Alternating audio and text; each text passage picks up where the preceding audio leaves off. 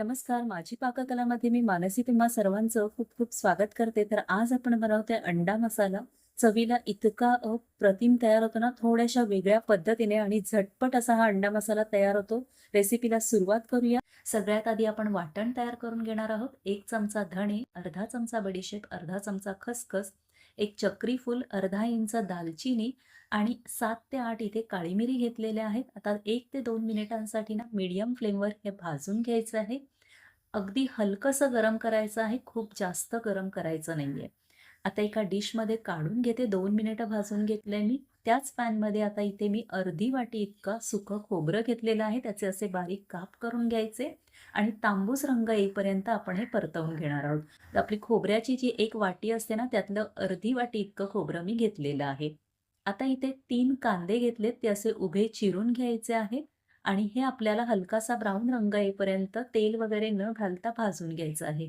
हे वाटण ना नेहमी करून ठेवते मी. अगदी महिनाभर हे वाटण फ्रीझरमध्ये अगदी छान राहतं आणि यामध्ये आपण कोणत्याही नॉन-व्हेजच्या डिश किंवा कडधान्यांमध्ये हे जर का वाटण घातलं ना, तर इतकी भारी चव येते ना आपल्या भाजीला किंवा कुठल्याही नॉन-व्हेजच्या डिशला.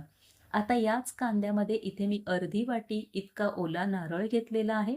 तो कांद्यासोबतच अगदी 2 मिनिटांसाठी परतवून घ्यायचा आहे. सगळ्यात शेवटी घालायचं आहे हे खोबरं आणि इथे आता 2 मिनिटं परतवून घेतलंय. गॅस बंद करायचा. आता मिक्सरमध्ये फिरवून घेऊया. तर सगळ्यात आधी आपण सुखं खोबरं आणि मसाले आहेत ते फिरवून घेणार आहे. अशी छान पावडर करून घ्यायची आणि मगच यामध्ये आपला भाजलेला कांदा आणि खोबरं घालायचं आहे.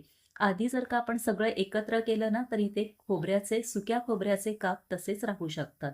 अर्धा चमचा आलं लसूण पेस्ट घातलेली आहे.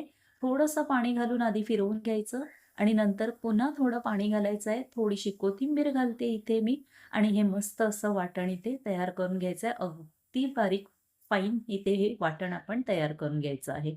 तर तुम्ही बघू शकता मस्त फाईन पेस्ट तयार झालेली आहे आणि खूपच भारी हे वाटण आपलं तयार होतं. अगदी 1 महिना आरामात हे आपण फ्रीझरला स्टोअर करून ठेवू शकतो. असं वाटण मी नेहमी तयार करून ठेवते. आता त्याच मिक्सर जारमध्ये आपण 1 टोमॅटो घेतलेला आहे आणि त्याची टोमॅटो प्युरी तयार करून घेणार आहोत.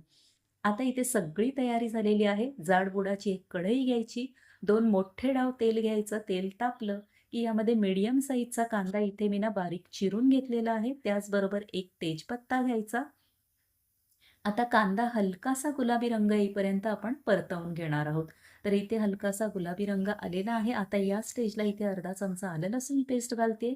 ती देखील 2 मिनिटं छान अशी तेलावर परतवून घ्यायची. त्याचा कच्चेपणा आपल्याला इथे घालवायचा आहे. आता जी आपण टोमॅटो प्युरी तयार करून घेतलेली ती सगळी यामध्ये घालून घेऊया. थोडंसं मीठ घालते मी आणि इथे मिक्स करून घेते आणि पुन्हा 2 मिनिटांसाठी झाकण ठेवून आपण टोमॅटो छान असा शिजवून घ्यायचा आहे. टोमॅटोचा कच्चेपणा आपल्याला इथे घालवायचा आहे. 2 मिनिटांनी आपण बघू शकता टोमॅटो इथे छान शिजला गेलाय. थोडंसं परतवून घेते आणि जे आता आपण वाटण तयार करून घेतलेलं त्यातलं 4 टेबलस्पून इतकं वाटण मी यामध्ये घेतलेलं आहे. आता या प्रमाणात इथे 4 टेबलस्पून इतकं वाटण पुरेसं आहे. मी जे प्रमाण तुम्हाला सांगते ते हे साधारण 4 माणसांसाठी मी हा अंडा मसाला इथे तयार करते. मिक्स करून घेतला. आता अर्धा चमचा हळद, 1 चमचा लाल तिखट, 1 चमचा लाल काश्मीरी पावडर आणि पाऊण चमचा इथे मी ना चिकन मसाला घेतलेला आहे. लाल तिखटाचं प्रमाण आपण आपल्या आवडीनुसार कमी जास्त करू शकतो. मिक्स करून घेऊयात सगळे मसाले आणि पुन्हा झाकण ठेवून मसाले शिजवून घेऊयात. आता हे जे उरलेलं वाटण आहे ना, ते एका डब्यामध्ये मी स्टोअर करून ठेवते. फ्रीझरला ठेवायचं. अगदी छान हे वाटण जसंच्या तसं राहतं.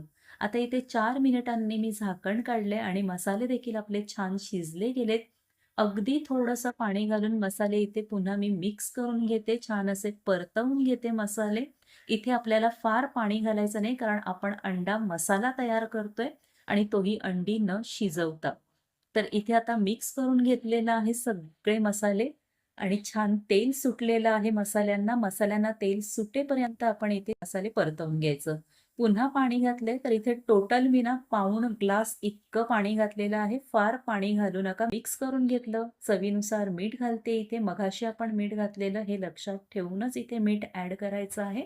मिक्स करून घेऊयात आणि एक हलकीशी ना उकळी आणायची याला. उकळी आली की थोडीशी कोथिंबीर घालायची. गॅस लो टू मीडियम फ्लेमवर करायचा आणि एक अंड इथे मी फोडून घालते. मिक्स करून घेऊया या मसाल्यामध्येच याने काय होतं ना, चव तर छान येतेच आपल्या अंडा मसाल्याला, शिवाय त्याला छान असा थिकनेस येतो, घट्टपणा येतो आणि खूपच भारी असा आपला हा अंडा मसाला तयार होतो. तर हे सगळं अंडं मी मिक्स करून घेतलंय आपल्या मसाल्यामध्ये. आता वेळ आलेली आहे आपण इथे अंडी फोडून घालण्याची. तर आपण अंडी न शिजवता हा अंडा मसाला करतोय, त्यामुळे आता इथे मी अंडी फोडून घालणार आहे. तर इथे एक-एक अंड असं थोडं-थोडं अंतर ठेवून आपल्याला अंडी फोडून घालायची आहेत. आधीचं अंड आपण कोणत्या जागी घातलंय हे लक्षात ठेवून बाकीची अंडी आपण इथे फोडून घालणार आहोत. तर इथे मी टोटल 5 अंडी मी इथे फोडून घातलेली आहेत. थोड्या-थोड्या अंतरावर आपण ही अंडी फोडून घालणार आहोत. तर इथे अशा प्रकारे सगळी अंडी फोडून घातलीत आणि लगेचच झाकण ठेवायचं. गॅस लो टू मीडियम फ्लेमवर ठेवायचा. 5 मिनिटांनी झाकण काढलेलं आहे मी आणि इथे आता चमचा लावायचा नाहीये, तर कपड्याने कढई फक्त अशी थोडी हलवून घ्यायची. पुन्हा झाकण ठेवायचं आणि साधारण 7 ते 8 मिनिटांनी मी झाकण काढले आणि रिझल्ट तुम्ही बघू शकताय. अफलातून असा आपला हा अंडा मसाला इथे तयार झालाय. वरनं थोडीशी कोथिंबीर घातली आणि काय जबरदस्त दिसतोय बघा. अगदी भारी चवीला हा तयार झालेला आहे. तर आता सर्व्ह करून घेते एका डिशमध्ये आणि काय दिसतोय बघा, बघूनच तोंडाला पाणी सुटतंय. कशाही सोबत तुम्ही हा अंडा मसाला एन्जॉय करू शकता, खाऊ शकता. तर एकदा नक्की करून पहा, मगच तुम्हाला याची चव कळेल आणि मला कमेंट्समध्ये तुमचे रिप्लाय नक्की कळवा. तर रेसिपी आवडली असेल तर रेसिपीला प्लीज लाईक आणि शेअर करा. त्याचबरोबर अजूनही चॅनलला सबस्क्राईब केलं नसेल तर पटकन सबस्क्राईब करा. म्हणजे अशा छान-छान रेसिपीज तुम्हाला पाहायला मिळतील. तोपर्यंत टाटा, बाय बाय.